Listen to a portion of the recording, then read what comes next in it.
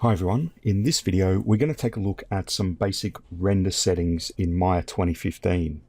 One of the more complicated things to get your head around when you're beginning in 3D is understanding that a lot of the final look of an image or an animation comes down to the render settings that you use. It's one of the things that a lot of beginners tend to skip over purely because they're not quite sure of what the settings are, or they're not even aware that those settings exist. So what I want to do is point out a few sort of basic things that you need to be aware of with your render settings in order to get a reasonably good looking render. So one of the things you need to understand to begin with is that the final look of your render is going to be dictated somewhat by the lighting in your scene. The lighting and the render settings can both kind of impact on that visual quality. So I've got this scene here which I've already got set up, and you'll notice I've got a directional light here in the background. It's just a basic directional light. I have ray trace shadows switched on. I'll just pop over to my attribute editor so you can see this a little bit more clearly. So I've got the default white color, the default intensity of 1, and I also have the ray trace shadows switched on, which is in this version of the software default, but I've increased the light angle by 10 and increased the shadow rays to 25. What this will do is give me a soft edge shadow on this light source. Other than that, basically I've just got the object and a floor panel, which is just a polygon, and that polygon has a use background material applied to it. So whatever color I set the background of the camera to, this floor panel will match that color. Okay, other than that, just basic polygon models. So let's open up our render settings just here. There we go. And let's open up our render view, which is this button just here. Okay, so this is basically the kind of render that I'm getting at the moment, and you can activate your render by pressing the render current frame button just here. So I'll do that, and you can see that this is what I get. Now you'll notice that this doesn't really look anything like this. We've got this really nice smooth surface finish on this character, but this character is all blocky. Now the reason for that is that we're using Maya software as our primary rendering engine at the moment, and this is often the default for Maya, regardless of whatever version you're using. Okay, now you can change the default in the software preferences, but most of you will probably be looking at Maya software initially. So Maya software is not able to render screen smoothing, where we select our object and we press 3 on the keyboard. Okay, it doesn't recognize that. So it just renders the basic polygons, and that's what we're getting here. So what I want to do is switch to a rendering engine that does recognize that smoothing. And in our case, that's going to be Mental Ray just here. So what I'm going to do is switch Mental Ray on. Now you can also do this over here in the render settings at the top of the panel just here, render using Mental Ray, like that. Now you'll notice that whether I'm in Mental Ray or whether I'm in Maya software or Maya hardware, for example, this common tab exists with all of those rendering engines. So the settings pretty much in the common tab are the same regardless of which renderer you're using. All right. Now other renderers, third-party renderers, you know, like perhaps like RenderMan and so on, they have their own interfaces, so you wouldn't necessarily be setting things up in here for that. But let's take a look at the common tab as it pertains to Mental Ray. So we've got some color management settings up here. If you want to use a particular color profile, you can enable the color management and then select the profile loaded on your system from the drop down. I tend not to worry about this too much for basic renders. So we also, moving down, have this file output. Now, when we're exporting files out of Maya, in particular image sequences used for animation, we need to make sure we set settings up in here. This is primarily for exporting image sequences. So our file name, okay, we can either type in a name for the exported files, but if we don't, you can see here it says not set using scene name. If you don't type anything in here manually, it will use whatever the name of your file is. So in this case, mine is sushiguy001.mb. So it would use that name in here if I don't type anything in. And we can see that that's occurring up here. This is basically previewing what our settings are going to do with our file names and our file formats. So you can see there it's calling it sushiguy001, which is the file name, and then it's putting 0001 and then the file extension. So let's say I'm going to render an image sequence. What I can do here is type in a new name. So I might just call this SG for Sushi Guy, underscore frame, because it might be an animation, for example. And then if I put an underscore in and hit enter, you can see that the file name up here changes to a much more readable format. The image format, that's pretty straightforward. That's going to be the type of file that Maya exports. And you can see it has a large number of files that it's able to export by default. IFF's kind of the default image format for Maya, but generally if you're doing kind of jobs, you'd probably be using maybe exporting real basic JPEGs or maybe PSDs or EXRs. EXRs are a fantastic file type that let you do all sorts of things, such as including camera position information in After Effects, so you can kind of create tracking moves in After Effects based on the EXR format. So there's lots of different formats there that we can use. Okay, now depending on the format, it may unlock the compression settings below. So for example, if I grab JPEG, you can see I've got a compression quality. So what I can do is increase that up to 100 to get 100% image quality. Like if I'm using, say, an EXR, that's going to give me image compression, and I can select my compression type from here. So keep in mind that there are other settings that might unlock depending on things that you select. So let's just say I'm going to go JPEG. Then we have how the format for the file type extension, in this case JPG for JPEG. Okay, so this is the format in which the file name is going to take. So at the moment it's set to name number dot extension. Okay, so the extension is JPG, the name is whatever I type here, and the hash is the file number, which is whichever frame it is along the timeline. So in this case you can see we've got the name SG frame underscore, we have the frame number 0001, and then a dot and the extension JPG.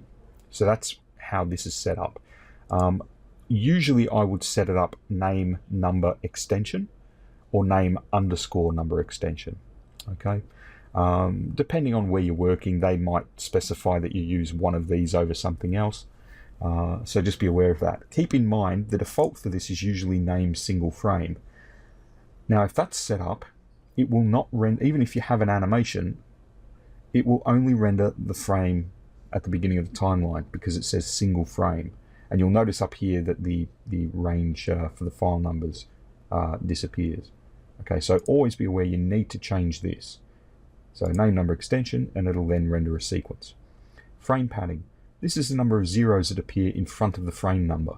So in this case, or it's actually not the number of zeros, it's the full number of digits in the number itself. Okay, so when we've got frame padding of 4, it will make sure that every frame number in every file has 4 digits in. So if you're rendering in the thousands of frames, you need 4 digits, okay, because 1,000 would be 1 and 3 zeros, which is 4 digits. Okay, if you're rendering in hundreds like I am, I've got 200 frames, I only need frame padding of 3, like this. So I get 001, 002, 003, and so on, all the way up to 999 I could render, or in this case 200, 200. So don't forget your frame padding. I'm going to jump down to frame range. Okay, this is the start frame of your animation and the last frame that you want to animate. Okay, so in this case, if I wanted to render out my whole sequence, this would have to get changed to 200 because that's how many frames I've got on my timeline. So I would do that. By frame is how many frames or which frames it renders. So when you've got by frame 1, it will render every single frame. So it'll go 1, 2, 3, 4, 5, all the way up to 200. If I do by frame 2, it will render frame 1, 3, 5, 7, 9. So basically it skips every other frame. Okay. Now, if you've already rendered parts of your sequence for some reason, and you want to re-render the rest of your sequence, you can tick this box, and what it'll do is basically skip those frame numbers in your files. If you need to kind of render something, you can hit renumber frames, and you can tell it basically, you know, which your start number is and by how many frames, so you can re-render over the existing renders that you've got. Renderable camera. This is going to be the camera that the software renders from. Now keep in mind, that's not necessarily which viewport is visible here in the interface. Okay, if this is set to turntable camera 1, I've got a turntable in here. If that's set to turntable camera 1 and I'm still on perspective, it'll render whatever turntable camera 1 can see, not necessarily what perspective can see. So for example, if I want to render this angle here from the perspective view, okay, like this, and I hit render, because this is set to turntable camera 1, it's going to ignore what I've got here and it'll render from whatever that's looking at.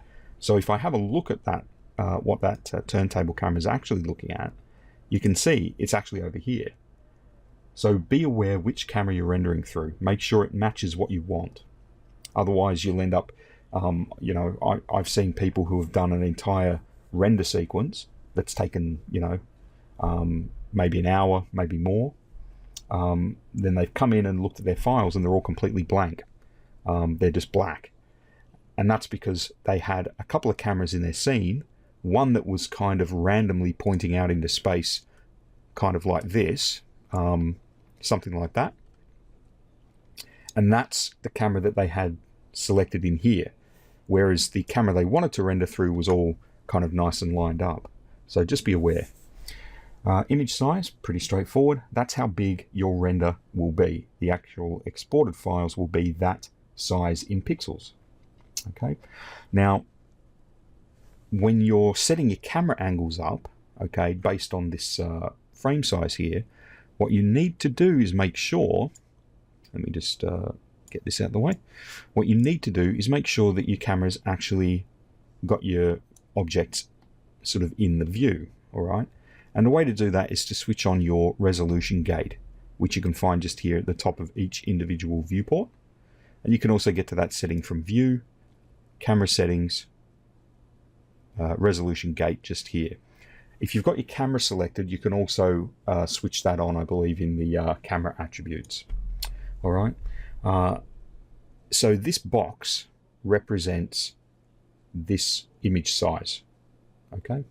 And it'll tell you the pixel numbers up here. So 960 by 540, which is HD 540, and you can see the corresponding numbers here, 960 by 540. Now you can manually type in numbers here if you want. If you want a custom size, you can type that here.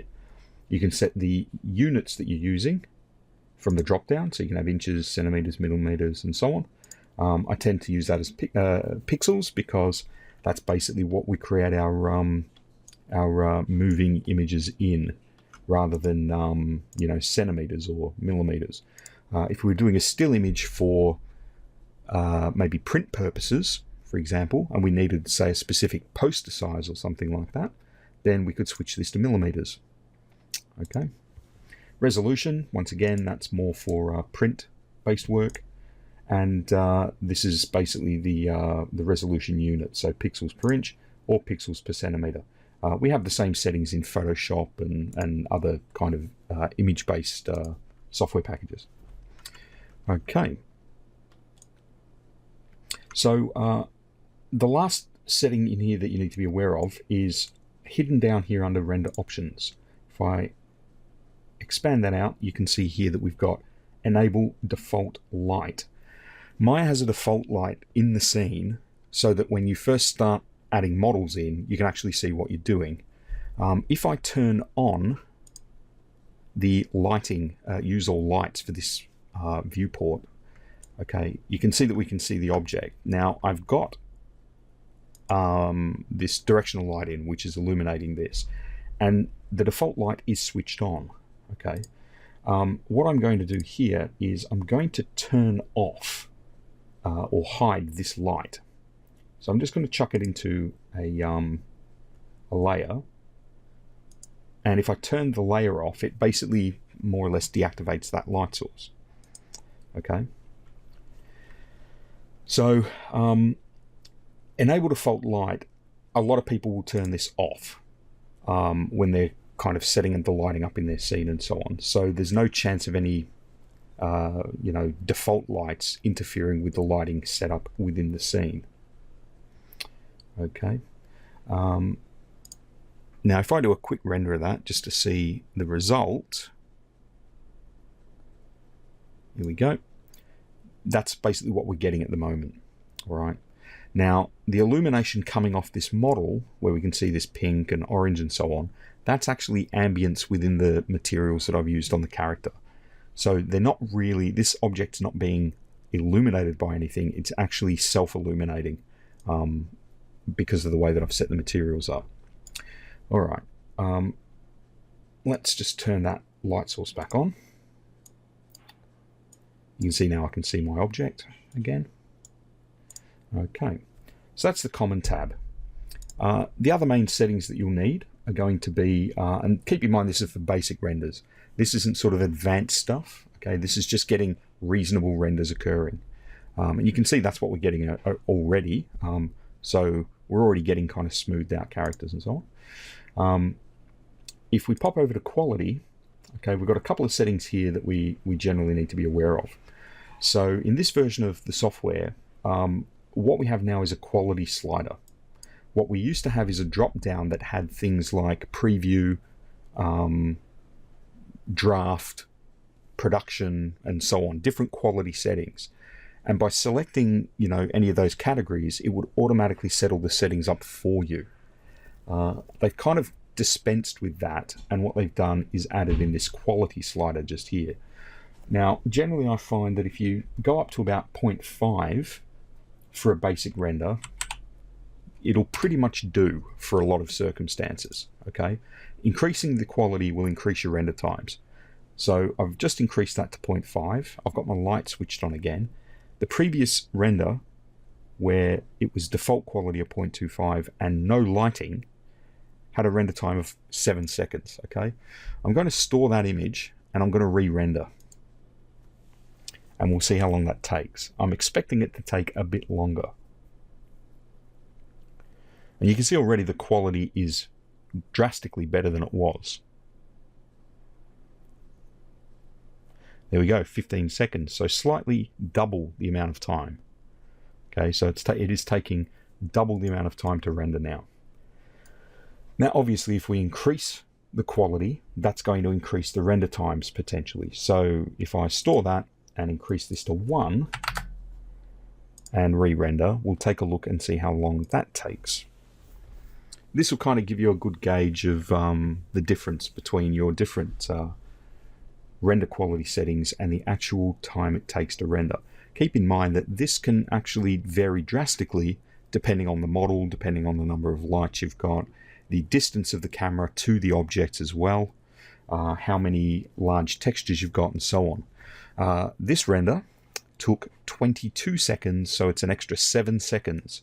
Now if we take a look, you can see there, that's the 15-second render. The 20-second render, there's really no visible difference. There's some slight improvement just here on these little black kind of edges, and they're slightly less fuzzy, but overall you can't really tell the difference with this size render. So one of the things you need to be aware of is increasing all of the numbers to maximum does not necessarily give you a better quality render. What it will do is give you a very much longer render time. very increased render time. So don't fall into the trap of just thinking bigger numbers equals better render. Doesn't always work that way. Down here, the sample options, generally speaking, I will change this filter based on the style of the render I want. So it defaults to Gauss, and we have some other options here. Basically, what you've got is Gauss, which tends to slightly soften the image or blur it very slightly. And then we've got Mitchell, which really is kind of a default kind of render. It doesn't necessarily blur the image, and it kind of doesn't really sharpen the image. It's kind of almost like a mid amount of sharpening and blurring. The Langsos filter down here is a sharpening filter. I'm going to render off a Mitchell, and we'll see if we can notice any difference. Normally, you might be able to see a little bit less blur with Mitchell compared to a Gauss. Okay, and then you'll see probably or possibly more sharpness around the edges with the Langsos.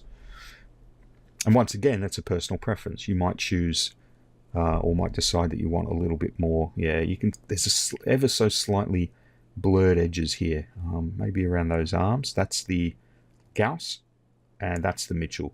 So the Mitchell is ever so slightly sharper than the Gauss, which is what you'd expect. So let's try the Langsos. Now, potentially here, what we're going to see is much sharper edges to the point where it's actually aliasing them. You can already see a little bit down here. It's generally more noticeable on curved sections as well, rather than the straight edges. I can see it on the little fishing line on here. Okay, so that's the Langsos render. There's the Mitchell. So yeah, it's pretty subtle, but yeah, there is slightly more aliasing here, so slightly more jagged lines, maybe here and here. Okay, but those are your different options. And depending on what you've got in your scene, the illumination and everything, you may or may not see more of a difference. Okay, so that's the quality tab. So you'll need to set these kind of settings up to get a pretty good render. The last one I want to talk about is the indirect lighting tab. Now you can use, if you want to place like a big spherical image in the background of your scene for all of the objects to reflect on, you can use image-based lighting. If you're using a HDR image in there, high dynamic range image, you can actually use that image to illuminate your scene as well. There's an option to use the picture as a light source, basically. I won't add that in this, but I'll just mention it. Global illumination. This basically allows you to use, as you can see from the tooltip, photon tracing. So basically, what happens is your light sources basically emit kind of particles which bounce around inside the scene and create very, very realistic shadows and really kind of quite realistic soft lighting and so on. Final gathering is kind of similar. Basically, it allows light to bounce around inside the scene, and it can also use the background color of your camera to boost the brightness of the scene up, or the background color influences the lighting within the scene. So for example, if I just turn final gathering on and I render that, let me just save that image. So if I render with final gather, the biggest difference you'll notice is that it renders in two passes. The first thing it does is it renders a rough image, which you can see there, very pixelated, and basically it calculates all the light bounces. It then re-renders over the top of that and refines the image and basically kind of generates the final version. And we should see quite a significant difference here between the previous render and this one. So if we go back to the previous render, you can see that it's sort of, the lighting kind of feels a bit flat. All right, you'll notice that there's minimal shadow around the character's feet. And if we jump over to the new final gather, where the light's bounced around, you can see everything's a little bit more vivid. We've got a more naturalistic shadow around the bottom of the feet and the the bottom of the fishing rod. We can kind of see some darker shadows in here. And overall, it's giving us a nicer effect. So no final gather, final gather. You'll notice that the render time increased with final gather. We've got 22 seconds without and 27 seconds with. So in this situation, it's added an additional 5 seconds. Okay, so you will get longer render times with final gather, but in the end, oftentimes the render quality, the final picture, looks a lot better. So that's something you should consider using for your renders when you think it's appropriate. Okay, so there's our kind of original render using Mental Ray with no lighting at 7 seconds. And that's the final render there with a quality of 1, a sharpen filter, and final gathering. As you can see, it looks a lot nicer. Now, the only other thing that potentially we could do, maybe to improve that render, would be to switch shadows back on for... actually, we do have shadows on for this light source, sorry. Yeah, you can just make sure with your lighting that you do have shadows switched on. I forgot that it was on already. So there we go. Render settings. They're very important to get the final look of your images up to scratch. So don't forget to set them like a lot of people do when they're first starting out. Okay? And play around with them. You know, try increasing values of some of the things, doing a test render, see what it looks like, change them back, do a render, and then compare the two images and see, you know, which settings make what changes to your render. Sometimes you won't notice any difference at all, in which case you can probably to a certain extent ignore those settings for basic renders, and sometimes you'll see a big difference, and you can then you know, adjust those settings in future renders to get those different effects. All right, I'll leave this here and I'll see you next time.